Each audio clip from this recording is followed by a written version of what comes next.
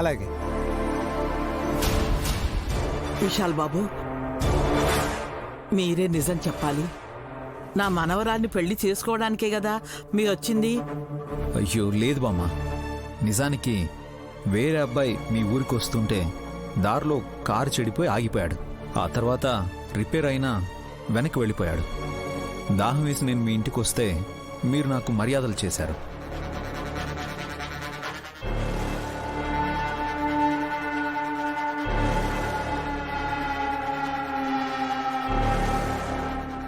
పెళ్లి కొడుకని పొరపాటు పడ్డావేమోనమ్మా. అవునా? పడితే పడ్డాం గాని నా మనవరాల దగ్గరికైతే వచ్చేసాం కదా.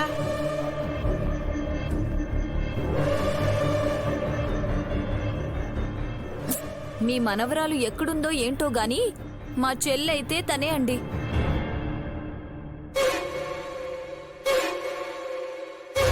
అచ్చో అలాగే ఉన్న మీ త్రినేత్రిని మీరే వెతుక్కోవాలి.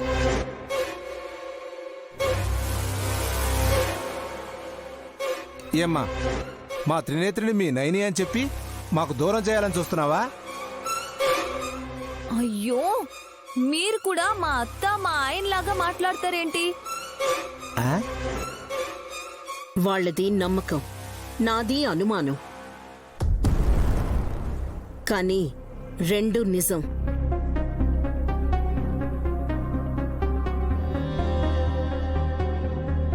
ఇంతకీ ఏమంటారు? వదినా, మీరు చెప్తే తప్ప వినరు. మీరెవరు కంగారు పడి గొడవలు పడకండి. హసనక్క, వీళ్ళకి టిఫిన్లు పెట్టు. నేను త్రినేత్రిని తీసుకొస్తాను.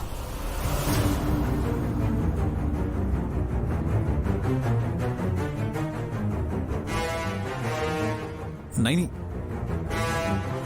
ఏంటి మమ్మీ?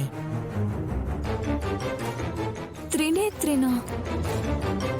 మనవరాలు వస్తుందట. ఈ లోపు మనం తినేద్దాం. పదండి పదండి.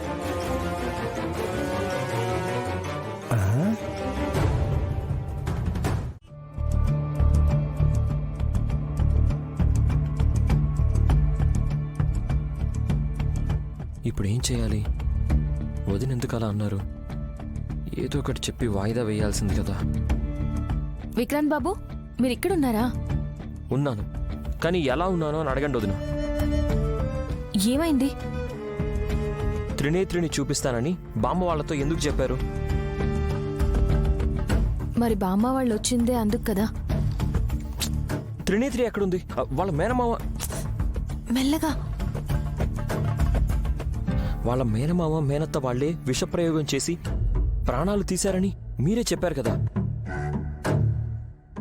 అలాగని నిజం చెప్తే బామ్మ బతుకుతుందా? త్రినేత్రిని తీసుకొస్తానని మీరు చెప్తే తనేమన్నా తిరిగి వస్తుందా? లేదు విక్రాంత్ బాబు, కానీ ఊరు నుండి వచ్చిన వాళ్లతో మీ మనవరాలు లేదు అన్న పచ్చి నిజాన్ని చెప్తే తట్టుకోలేరు. పైగా బామ్మతో పాటు ప్రాణం తీసిన ముద్దాయిలు ఆ ముక్కోటి వైకుంఠం కూడా వచ్చారు. చూడ్డానికి ఏమీ తెలియనట్టున్నారు గాని అంతటి ఘాతుకానికి పాల్పడ్డ వాళ్ళని 2 దెబ్బలు తగిలించి పోలీసులకు అప్పచెప్పాలనిపిస్తుంది వదినా. అలా చేయడం 5 నిమిషాల పని. కానీ వయసు మీద పడ్డ బామ్మగారిని దృష్టిలో పెట్టుకుని మనం అడుగు వేయాలి. ఏం చేస్తాం మరి? మహా అయితే 30 నిమిషాల్లో వాళ్ళు టిఫిన్ కార్యక్రమాన్ని ముగించేస్తారు. ఆ తర్వాత మా త్రినేత్రిని చూపించండి అమ్మా అంటే ఏం చేస్తారు వదినా? అమ్మా,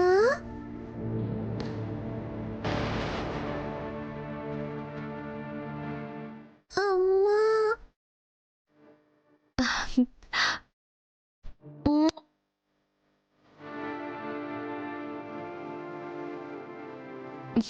ఏం చేస్తే ఈ గండం నుంచి బయటపడతామో నువ్వే పరిష్కారం చూపించావా గాయత్రి? పాప బట్టలు తీసుకొచ్చింది. ఎవరు వదినా? హాఫ్ సారీ విక్రాంత్ బాబు. నేను ఈ డ్రెస్ వేసుకుని త్రినేత్రిలా బామ్మకు కనిపించమని గాయత్రి చెప్పలేకపోయినా అర్థం చేసుకోమన్నట్టు తనే బట్టలు తీసుకొచ్చింది.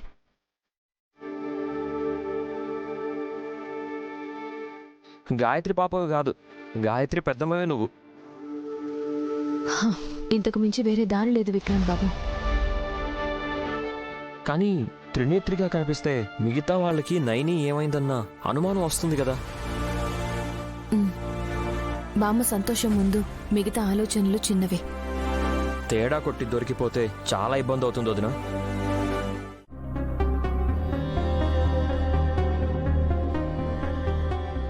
బులిబాబు గారు, ఒక్క నిమిషం. ఏంటి? త్రినేత్రి ఎక్కడుంది? ఇంట్లో ఉంది. ఏ ఇంట్లో? మన ఇంట్లో. ఎక్కడుంది? చెప్తే అర్థం కాదా? వినపడదా? చెవుడా? అబ్బా, చిరాకు పడకండి. ఇంట్లోనే ఎక్కడుందని అడుగుతున్నాను. నైని వదిన చూపిస్తానని చెప్పారు కదా. మా అక్క అందర్నీ కన్ఫ్యూజ్ చేస్తూ చుక్కలు చూపిస్తుంది తప్ప త్రినేత్రిని చూపించదు. చూపించకపోతే నైని వదినే త్రినేత్రి అని అనుకుంటారు కదా. అలా అనుకుంటే మాత్రం మా అక్క వాళ్ళ వెంట ఎలా వెళ్ళిపోతుంది చెప్పండి? ఇన్ని కోట్ల ఆస్తుల్ని విడిచిపెడుతుందా? ఆస్తుల గురించి ఆలోచిస్తున్నావు గాని తను కన్న బిడ్డల్ని వదిలి ఎలా వెళ్తుంది అని అడగలేదు చూసావా? పిల్లలదే ఉందండి, మళ్ళీ అయినా పుడతారు. ఫ్యామిలీ ప్లానింగ్ కూడా చేసుకోలేదు. ఒక దఫాకు 2 కన్న మా అక్క ఈసారి 3 కన్నా ఆశ్చర్యం లేదు. నీకు లేని అదృష్టాన్ని అక్కసుగా చెప్పుకుంటున్నట్టుంది సుమన. ఇప్పుడు నా గొడవ ఎందుకులేండి.